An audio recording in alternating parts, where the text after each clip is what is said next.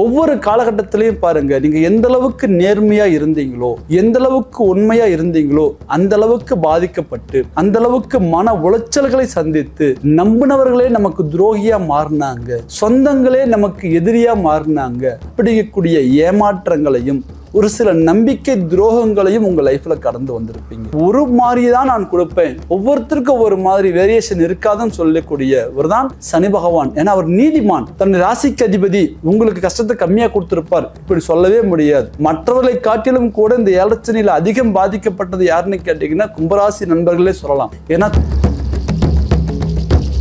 உங்களுடைய ராசிக்கு 3ஆம் அதிபதி செவ்வாய் பிளஸ் 10ஆம் அதிபதியும் செவ்வாய். 3 என்பது வெற்றி, 10 என்பது தொழில். சார், ஒருத்தருக்கு தொழில் நல்லா இருந்து, முயற்சிகள் நல்ல முறையில் இருந்து, அடுத்தடுத்த வளர்ச்சிகள் வெற்றிகள் அவங்களுக்கு கிடைச்சா அவங்க பெரிய லெவல்ல வளரலாம். ஆனா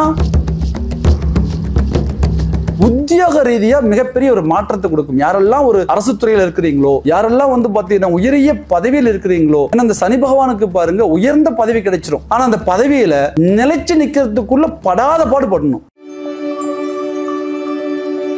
ஃபுல்லான் பக்தி நேயர்கள் அனைவருக்கும் பாரம்பரிய ஜோதிடர் கோவை குருமூர்த்தியின் இனிய வணக்கம்.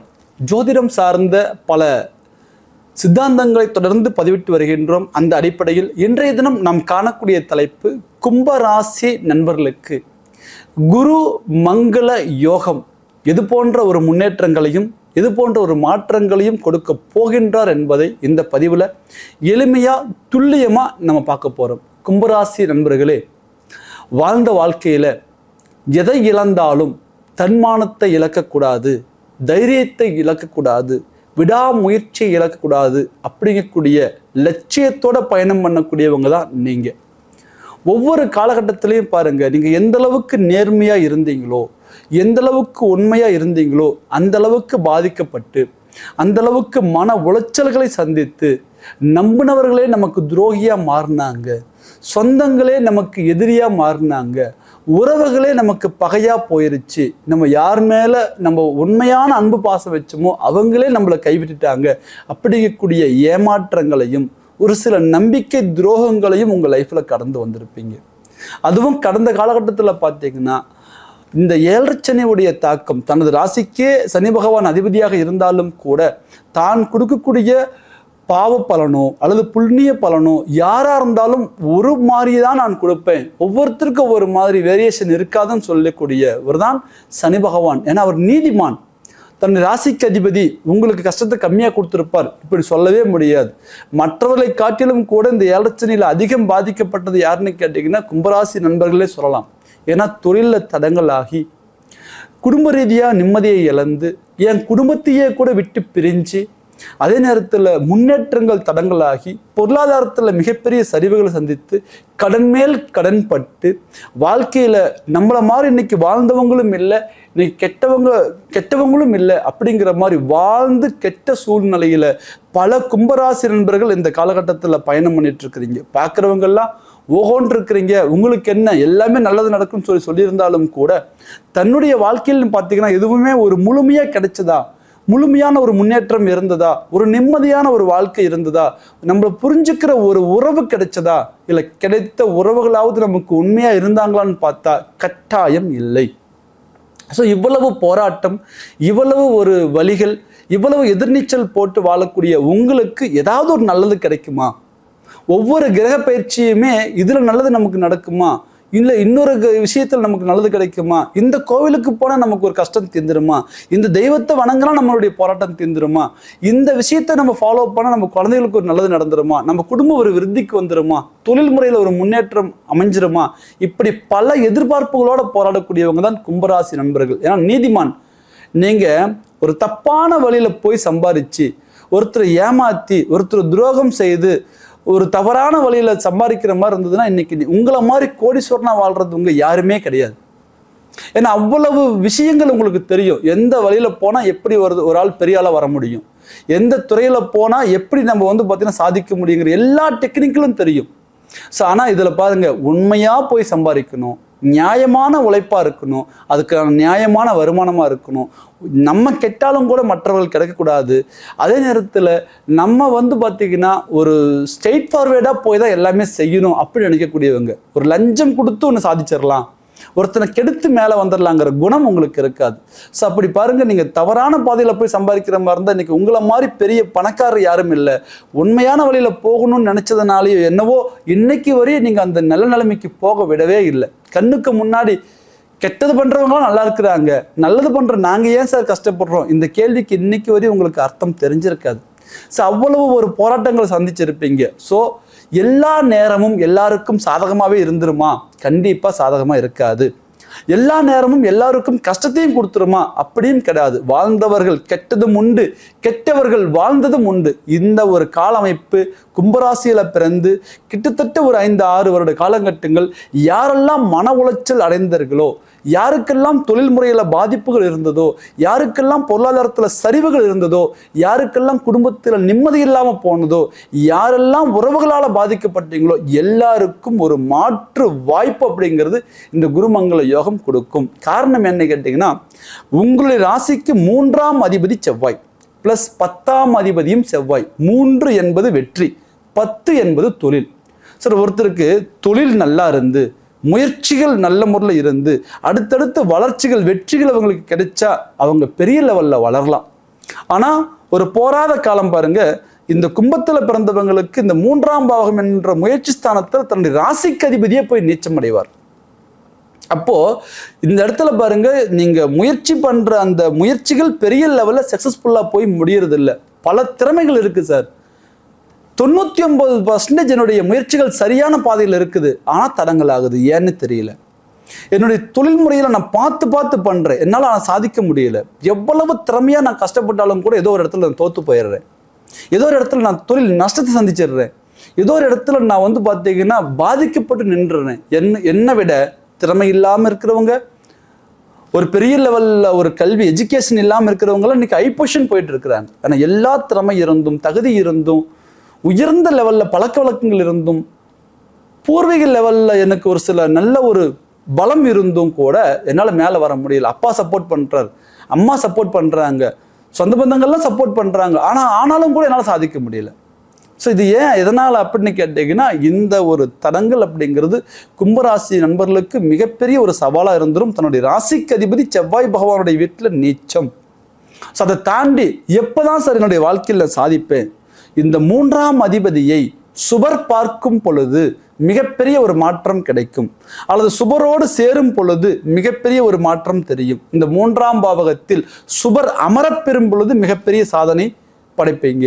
இந்த காலகட்டம் பாருங்க, 2025ஆம் ஆண்டு அக்டோபர் மாதம் 27ஆம் தேதி சரியாக உங்களுக்கு இந்த குருமங்கள யோகம் ஆரம்பம். அதே போல டிசம்பர் மாதம் 5ஆம் தேதி இந்த குருமங்கள யோகம் முடிவு. துல்லியமாக சொல்லணும்னா 38 நாட்கள்.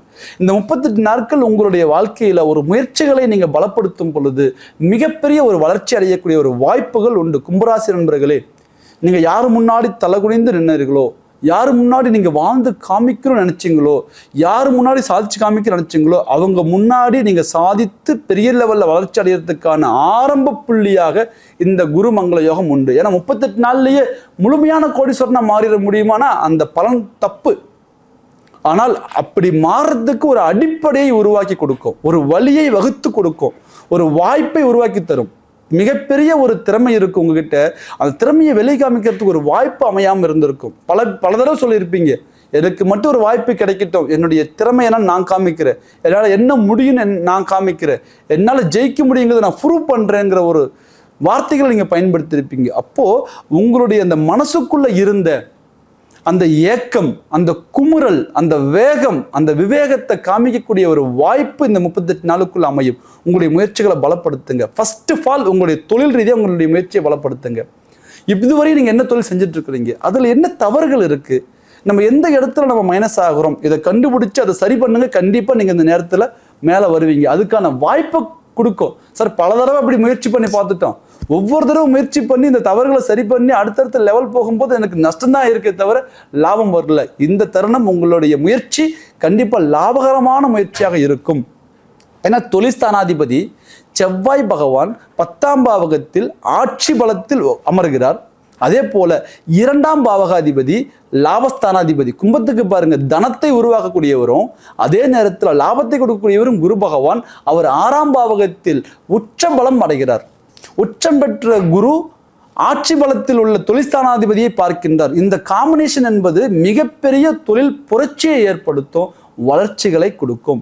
அதே போல உத்தியோக ரீதியாக மிகப்பெரிய ஒரு மாற்றத்தை கொடுக்கும். யாரெல்லாம் ஒரு அரசு துறையில் இருக்கிறீங்களோ, யாரெல்லாம் வந்து பார்த்தீங்கன்னா உயரிய பதவியில் இருக்கிறீங்களோ, ஏன்னா இந்த சனி பகவானுக்கு பாருங்க உயர்ந்த பதவி கிடைச்சிரும். ஆனால் அந்த பதவியில நிலைச்சு நிற்கிறதுக்குள்ள படாத பாடுபடணும். ஒரு காவல்துறையாக இருக்கலாம், ஒரு இராணுவத்துறையாக இருக்கலாம், ஒரு மருத்துவத்துறையாக இருக்கலாம், ஒரு ஐடி கம்பெனியாக இருக்கலாம்.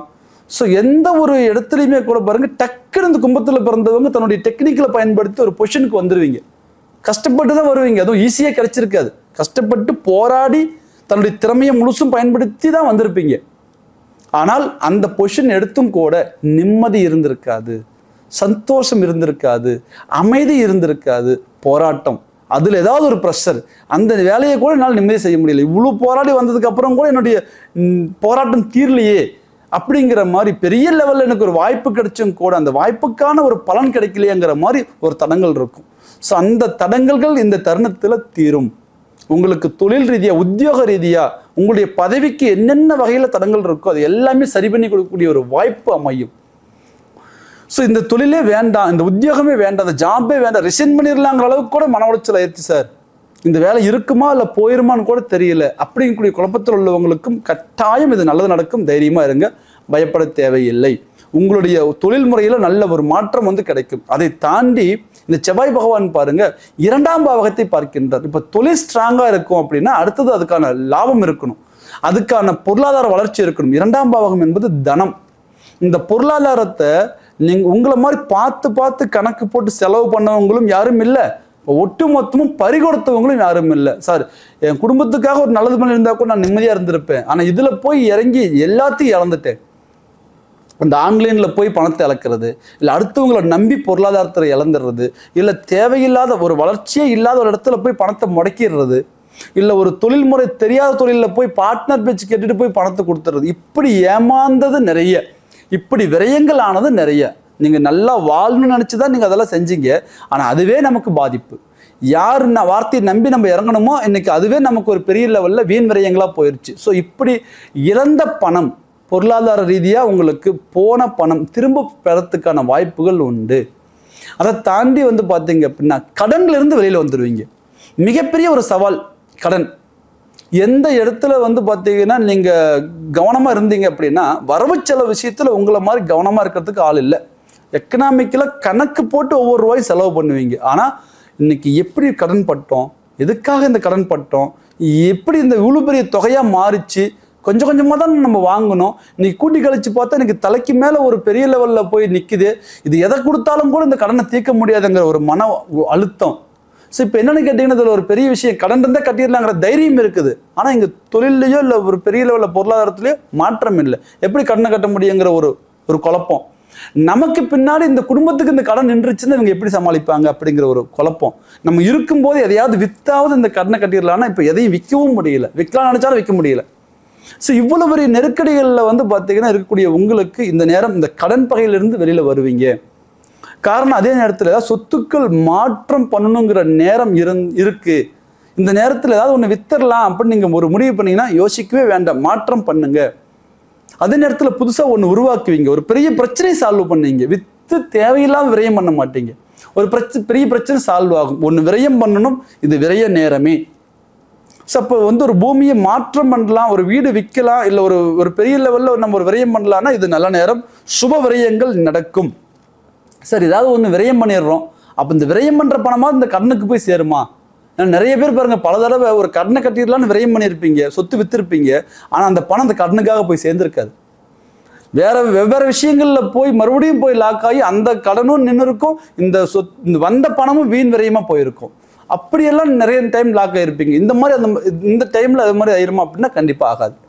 இந்த தருணத்தில் சுபவிரயங்கள் நடக்கும், அந்த பணம் உங்களுக்கு ஒரு நல்லதுக்கு போய் சேரும். அதே நேரத்தில் திருமண தடைகள் விலகும்.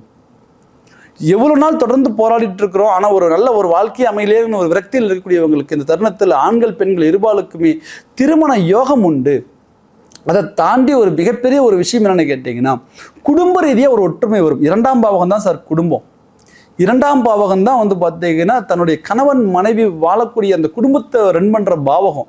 அந்த 2ஆம் பாவகாதிபதி உச்சபலம் அடைகிறார். பிளஸ் 2ஆம் பாவகத்தை குரு பகவானே பார்க்கின்றார். இந்த கணவன் மனைவி உறவு முறைகளுக்குள்ள இருக்கக்கூடிய கருத்து வேறுபாடுகள் மறையும். இந்த இடத்துல பாருங்க, வாக்குவாதங்கள் பெரிய லெவல்ல இருந்திருக்கும், குழப்பம், எதை சொன்னாலும் பிரச்சனை, எதை தொட்டாலும் பிரச்சனை, நம்ம எது வேண்டாங்கிறோமோ அதான் அவங்க வேணும் செய்யறாங்க. ஒரு பிடிவாதம், அடமெண்ட், என்னால் அவங்களை அப்சர்வ் பண்ணிக்கவே முடியல, ஏதாவது விட்டுட்டு விலகி போயிடலாமாங்கிற அளவு கூட ஒரு விரக்தி இருக்குது. கண்டிப்பா இந்த போராட்டம் தீரும். கணவன் மனைவிக்குள்ள ஒரு புரிதல் கிடைக்கும். நிறைய பேர் பாருங்க, அந்த வாழ்க்கை வழக்கு விஷயத்துமா கூட போயிருக்கலாம், டைவர்ஸ் கேஸ் வரையுமே கூட போயிருக்கலாம். கண்டிப்பா ரிட்டர்ன்ல மறுபடியும் ஒன்று சேர்றதுக்கான வாய்ப்புகள் உண்டு. கொஞ்சம் இப்போ விவாகரத்துக்கு போயிடலாமான்னு முடிவு பண்றீங்கன்னா வெயிட் பண்ணுங்க. குடும்பத்தை விட்டுட்டு இந்த கணவன் மனைவி உறவு பிரிஞ்சு போயிடலாமான்னு முடிவு எடுக்கிறீங்கன்னா கொஞ்சம் வெயிட் பண்ணுங்க. உங்களுக்குள்ள ஒரு நல்ல ஒரு ஒற்றுமை கிடைக்கும். இந்த குடும்ப உறவுகள் மேம்படும். அதை தாண்டி வெளிநாடு போறதுக்கு ஒரு அற்புதமான ஒரு வாய்ப்பு, வெளிநாடு செல்லக்கூடிய ஒரு வாய்ப்பு இந்த குருமங்கள யோகம் உருவாக்கி கொடுக்கும். யாரெல்லாம் தொடர்ந்து முயற்சி பண்றோம் ஆனா வெளிநாடு போக முடியல, பாஸ்போர்ட்ல பிரச்சனை, விசாவில் பிரச்சனை, பிளஸ் அங்க போனா நமக்கு பாத்தீங்கன்னா ஒரு ப்ராப்பரா ஒரு கம்பெனி அமைறதுல பிரச்சனை, இல்லை அவங்களுடைய சேலரி கமிட்மெண்ட் கொடுக்கறதுல பிரச்சனை, இது எல்லாமே பார்த்தீங்கன்னா இருக்கக்கூடிய தடங்கல்கள் எல்லாமே தீரும். வெளிநாடு போகக்கூடிய ஒரு வாய்ப்புகள் அமையும். சார் ஆல்ரெடி வெளிநாட்டில் இருக்கிறோம், வளர்ச்சி இல்லை, முன்னேற்றம் இல்லை, செல்வாக்கு இல்லை, நிம்மதி இல்லை, குடும்பத்தில் ஒரு அமைதி இல்லை, ஏண்டா அப்ராடு வந்தங்கிற அளவுக்கு இருக்கு. இந்த மன உளைச்சல் இருக்கக்கூடியவங்களுக்கு ஒரு மாற்றம் தெரியும். மிகப்பெரிய லெவல்ல ஒரு போராட்டங்கள் இருந்தாலும் கூட இந்த 38 நாளுக்குள்ள உங்களுடைய போராட்டத்துக்கு தகுந்த ஒரு தீர்வு கிடைக்கும். ஏதாவது ஒரு இடத்துல நீங்க சாதிச்சு மேல வரக்கூடிய ஒரு வாய்ப்புகள் பாத்தீங்கன்னா அமைந்து விடும். அதையும் தாண்டி இந்த தருணத்துல பாருங்க, உங்களுடைய வாழ்க்கையில இழந்த சொத்துக்களை மீண்டும் திரும்ப பெறுவீங்க. ஏதாவது ஒரு பூர்வீக சொத்து எனக்கு வராம இருக்குது, அது வந்துடும். சரி, நான் வாங்கின பூமி ஒரு சின்ன சிக்கல்ல போய் மாட்டிட்டு இருக்கு, வந்துடும். சொத்துக்கள் மூலமா டாக்குமெண்ட் இஷ்யூ இருக்கு, அது தீர்ந்துரும். லீகல் பிரச்சனை இருந்தா தீர்ந்துரும். ஸோ இந்த மாதிரி இழந்த சொத்துக்களை திரும்ப பெறக்கூடிய ஒரு வாய்ப்புகள் உண்டு. ஆக கும்பராசி நண்பர்களே, உங்க வாழ்க்கையில எதை இழந்தாலும் நம்பிக்கையை இழக்காம, தைரியத்தை இழக்காம இதுவரை தொடர்ந்து போராடிட்டு இருக்கிறீங்க. ஏன்னா ஏதாவது ஒரு வாய்ப்பு கிடைக்கும் அப்படின்ட்டு. அந்த மாதிரி நீங்க எதிர்பார்த்த ஒரு வாய்ப்பு தான் இந்த குருமங்கள யோகம். இது எல்லாரும் சொல்லியிருக்கலாம், குரு அதிசாரம் வருது, குரு பகவான் நல்லது பண்ணுவாரு, ஓஹோன் இருக்கு அப்படின்னா கூட இந்த குரு பகவான் உச்சம் பெற்று அமரக்கூடிய இந்த தருணத்துல செவ்வாய் பகவான் ஆட்சி பெற்று இந்த பார்க்கக்கூடிய பலம் இருக்கு இல்லையா. 4ஆம் பாவகம் சுகஸ்தானம், மண் மனை வண்டி வாகனம். 10ஆம் பாவகம் தொழில்ஸ்தானம். அப்போ இந்த 2 இடமும் நமக்கு சிறப்பா வரும் பொழுது தொழில் விருத்தி பிளஸ் பாத்தீங்கன்னா வளர்ச்சி முன்னேற்றங்கள் கிடைக்கும். ஆக உங்களுடைய முயற்சியை பலப்படுத்துங்க. கண்டிப்பா உங்களுடைய வாழ்க்கையை ஒரு வளர்ச்சி பாதைக்கு கொண்டு வருவீங்க. இந்த 5-6 வருட காலகட்ட போராட்டம் முற்றுப்புள்ளிக்கு தீர்வுக்கு வரும். புதிய உறவுகள், புதிய நண்பர்கள், புதிய ஒரு நல்ல விஷயங்கள் இந்த நேரத்தில் பார்த்தீங்கன்னா உங்களுக்கு நடக்கிறதுக்கான வாய்ப்புகள் உண்டு. ஆக இந்த நேரத்தில் நீங்க பார்த்துக்க வேண்டியது உங்களுடைய சுய ஜாதகம் சாதகமாக இருக்கின்றதா. ஏன்னா கோச்சாரப்படி திசாபுத்திகள் சாதகமாக இருந்தாலும் கோச்சாரப்படி கிரகங்கள் சாதகமாக இருந்தாலும் கூட திசாபுத்திகள் சாதகமாக இல்லாமல் இருந்து விட்டால் ஏதோ ஒரு இடத்துல நமக்கு ஒரு தடங்கல்கள் உருவாகும். அப்போ அந்த தடங்களை மீறி நம்ம சாதிக்கக்கூடிய ஒரு பலம் இந்த திசாபுத்திகள் தான் நமக்கு கொடுக்கணும். திசாபுத்திகள் சாதகமாக இருக்கா இல்லையா நம்ம துல்லியமாக பார்த்துக்கும் பொழுது அடுத்தடுத்த வளர்ச்சிகள் நோக்கி நம்ம பயணம் பண்ணக்கூடிய ஒரு வாய்ப்புகள் கண்டிப்பாக உண்டு. அப்போ இந்த ஜாதகத்தை துல்லியமாக பார்க்கணும்னு நினைக்கக்கூடியவங்க ஸ்கிரீன்ல தெரிகிற நம்பருக்கு கால் பண்ணுங்க, உங்களுடைய முன்பதிவை பதிவு பண்ணுங்க, உங்களுடைய ஜாதகத்தை வாட்ஸ்அப் மூலமா அனுப்புங்க. உங்களுக்கான பலன்களை துல்லியமா தெரிந்து நீ அடுத்த இலக்கு நோக்கி நீங்க பயணம் பண்ணுவீங்க. கண்டிப்பா உங்க வாழ்க்கையில் நீங்க சாதிச்சு காமிப்பீங்க. மீண்டும் ஒரு அழகான தருணத்தில் உங்களை சந்திக்கும் வரை உங்களிடமிருந்து விடைபெறுவது உங்கள் பாரம்பரிய ஜோதிடர் கோவை குருமூர்த்தி. நன்றி, வணக்கம்.